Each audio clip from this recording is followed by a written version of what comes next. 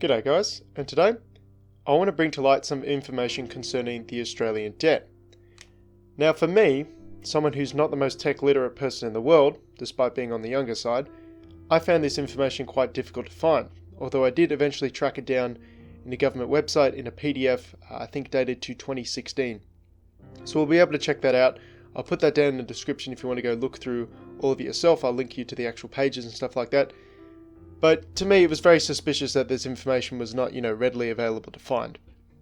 Obviously, this is something that the government probably doesn't want us to see, because as we'll get into and see, the debt problem in Australia is getting worse over time, and there's a very clear trend of who contributes most to the debt. But we'll get into that in just a little second. The information that I've collated and put together in tables is the net debt. Now there's two types of debt in the world, there's gross debt and net debt. So gross debt is the sum totality of all the money the government owes anyone, basically. Whilst the net debt is essentially the money only the Australian citizens own. Now to go from gross debt to net debt, you subtract all the government owned assets. So these items subtracted include the value of any gold the Australian government has, debt securities, loans, insurance, pensions, and other account receivables. Now, account receivables are amounts of money owned by customers to another entity, in this case the government, for goods or services ordered, delivered or used on credit, but not yet paid for by the clients. So that's essentially your unfunded liabilities, the things the Australian government has promised to the people, or the people have requested of the government, and they haven't yet received the money to actually pay for that sort of thing. But as I mentioned, we'll be looking at the net debt today. So this is the debt that just the little people of Australia, like you and me, owe to people around the world on behalf of the government, taking our money and using it to borrow more money, essentially. So without any further ado, let's just jump on into it. So what I've done is I've taken the information from the PDFs on the government website and I've put them into these graphs because I find graphs a lot easier to look at. So first up we have the Australian net debt over time, and this is just the gross amount, it's not compared to GDP. And as we can see, it seems to have this oscillating pattern of going up and down and up and down, with actually a budget surplus in the early Howard years, and then in more recent years it has absolutely shot up out of control. We're reaching levels of debt that we did not think were possible maybe 30 or 40 years ago. Now the interesting thing about this is, well, who is in charge of the government of the debt during these periods? And what I've done there is I've gone up and looked up the easily available information of who was in charge of the country at the time. And would you look at that? The trend is pretty damn clear. Whenever the Labor Party is in control of the country, symbolised by the red, that is their colour, the debt has increased. And whenever the Liberal Party has been in control of the economy, symbolised by blue, the debt has actually decreased, until recently. Now within this last liberal hand on the economy and the government, the debt has increased. Now why is that? Because that goes against this sort of historical trend.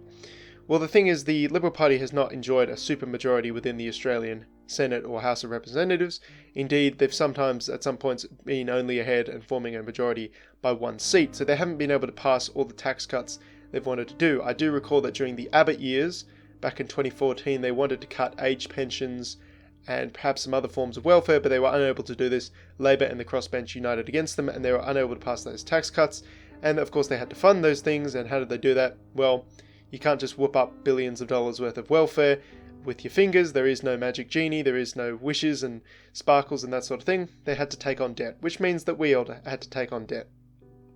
So yes, what I really want to nail home with this is that Labor has a poor handle on the debt. Clearly see, whenever Labor gets in power, they increase the debt massively. Going off from the 2007 budget surplus, that was something John Howard created. Despite the fact that he was going into wars into the Middle East, he was creating a budget surplus in order to pay for the boomers' retirement. That was his specific, explicit goal. Unfortunately for the rest of Australia, what occurred is that the Labor Party took control and then the global financial crisis hit. Now, Australia was one of those countries that was largely unscathed by the global financial crisis, I believe alongside Canada, because what Australia essentially did is pissed away its budget surplus to directly subsidise people's lifestyles. I believe everyone was cut a cheque and a lot of things were subsidised so that people wouldn't actually feel the heat. And as you can see, what happened is the Labor Party pissed away the surplus and ended up with us in a lot more debt. So I'll just switch over here to the net debt to GDP ratio over time. And again, just flicking over to see who was in charge at the time, you can see it follows the same trend indeed, with the net debt over time to GDP ratio increasing under the Labour Party and generally decreasing under the Liberal Party until recently. Now this recent trend, this reversal of the trend for the Liberal Party, presents them a bit of an optics problem, because within Australian politics, the Liberal Party, as opposed to the Labour Party, has been regarded as being the party that's good with money. You know, you can reduce the debt, you can cut taxes, run a more slim and trim government. That has become a problem for them now, because obviously with this debt spiraling out of control, they've sort of lost that bit of optics win for them. And it's not entirely their fault. Now, they could be campaigning harder on cutting the debt and cutting taxes, because they have this sort of soft tax cuts at the time. It doesn't actually save people a whole lot of money. So of course they could be campaigning harder, but they're getting screwed over a little bit. Obviously, as I mentioned, without a majority or a supermajority in the Senate, they can't pass taxes, so the Labour Party can essentially block all the spending cuts the Liberals want to do, whilst also haranguing them for mismanaging the economy. It's a brilliant move for the Labour Party, and it doesn't seem to be working out very well for the Liberal Party, but despite this, they did manage to carry the last election, so there's that. Now, of course, this level of skyrocketing debt is absolutely anathema to anyone who cares about liberty or the environment. A few videos ago, I made a video talking about the two things environmentalists won't discuss, and one of them was the government debt, because debt essentially allows you to consume future resources in the present. If you don't have enough money to pay for that pair of shoes, you can put it on credit, essentially consuming future resources that you will earn in your job in order to get those resources now.